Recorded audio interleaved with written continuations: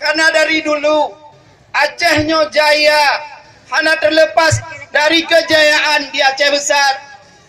Urang Aceh Rayanya berprinsip bahwa martabat kita nyonya, martabat Acehnya adalah karena ilmu pengetahuan dan juga agama. Leluru Cilon yang berbahagia bahwa di Acehnya, di Aceh Rayanya lahir pada tokoh-tokoh nasional, lahir pada tokoh-tokoh bangsa yang memimpin Indonesia. Nyampun kalian. Hidup pasangan putih! Hidup pasangan putih! Hidup Nomor 1! Allahu Akbar! Allahu Akbar! Allahu Akbar! Yang dilikut maju ke!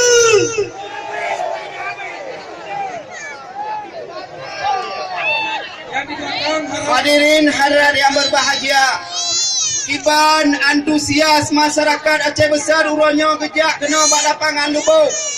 Anjina karapohna dalam tengah ketanya mantang macet urang gejak untuk yak saksikan pasangan putih baura yang berbahagianya.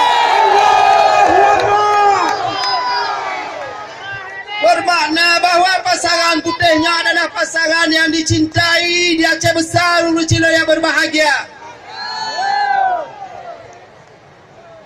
Hadirin yang berbahagia, bahawa pasangan putihnya adalah pasangan perpaduan ulama dan umara. Kepedema perpaduannya, karena memang ketanya Aceh besarnya ke depan harus bermartabat secara ekonomi dan bermartabat secara agama.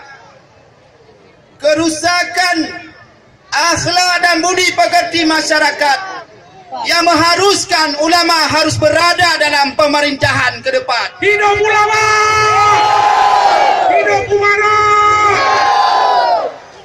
Dan kitanya juga bermartabat karena memang kekuatan ekonomi.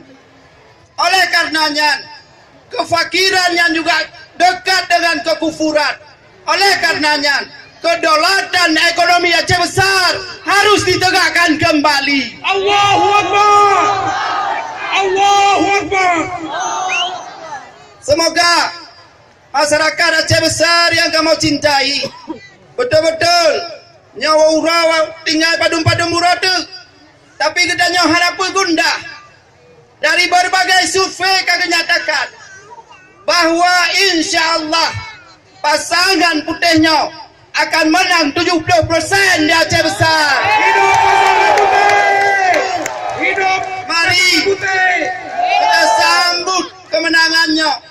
Adalah tabah amanah untuk tabah rakyat kitanya, untuk tabah Aceh besar kembali, Aceh besar yang maju, Aceh besar yang sejahtera, Aceh besar yang bermartabat dalam syariat agama Allah Subhanahu wa taala. Hidup Aceh besar! Amin ya rabbal alamin. Ulu Cilon yang berbahagia, mohon ulun tuan kalian supaya nyak ke foto dengan drone-nya. Lu bedah tiga. Dan lu tunjuk nomor 1. Hidup pasangan putih! Hidup pasangan putih! Allahu Akbar! Allahu Akbar! Allahu Akbar!